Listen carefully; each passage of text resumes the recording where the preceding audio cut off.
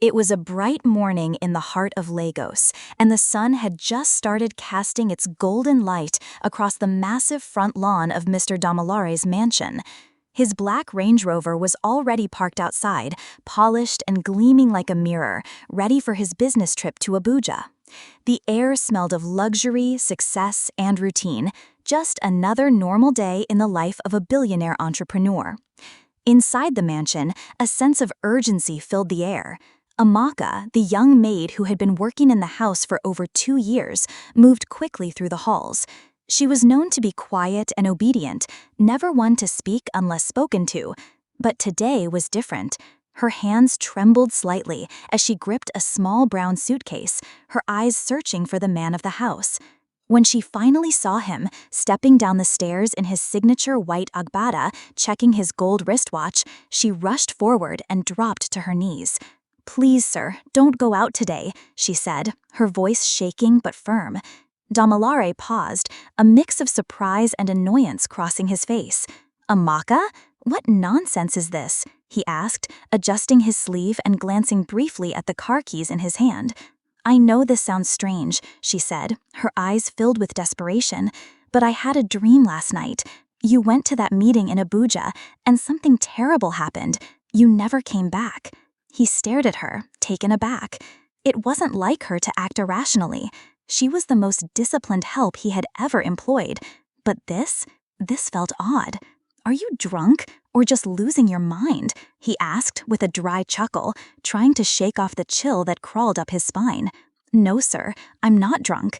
I just couldn't keep quiet about it. I saw you in the dream.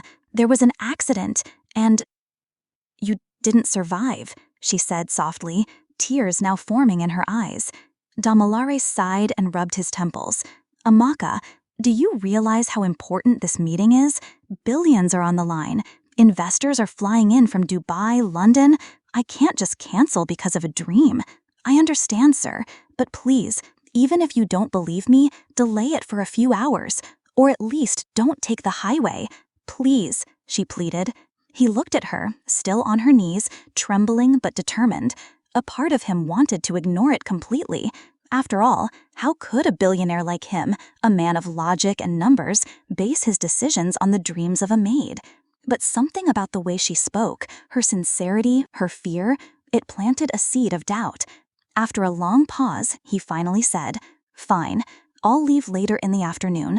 But just so you know, I'm only doing this because I don't want to see you prying on my floor." "Thank you, sir," she said, still kneeling. He walked away, not realizing how close he had come to death. 2 hours later, as Damilare sat in his home office checking emails, a news alert popped up on his phone. He clicked on it casually at first, then froze as he read the headline: "Multi-car collision on Lagos-Abuja Expressway. 5 dead, several injured." The article detailed a massive crash involving multiple vehicles, including a black SUV almost identical to his own. It happened at the exact time he would have been on that road. He blinked hard, reading the article twice. His hand trembled slightly as he reached for his glass of water. He got up, walked out to the balcony, and looked down at the driveway where his car still sat untouched. The realization hit him hard. If he hadn't listened to Amaka, he might have been one of those victims. He called her name, and within seconds, she appeared. Her eyes still carried the same concern as before. "You saved my life," he said quietly. She looked confused at first, then he handed her his phone to show the news. Her eyes widened, and she slowly covered her mouth in shock. I didn't know it would be real," she whispered. "You trusted your instinct. You warned me. That took courage," he said, his voice more humble than she had ever heard it. The next day, Damilare did something no one expected. He called a meeting with his staff and, in front of everyone, he praised Amaka, not just for her warning, but for her bravery. Then he offered her a scholarship to attend any school of her choice. She had always wanted to be a nurse, but poverty had closed that door. Now it was wide open. In a world where status and money often drown out the voices of the less privileged, Damilare had learned that wisdom can come from the most unexpected places. That day, he didn't just survive an accident.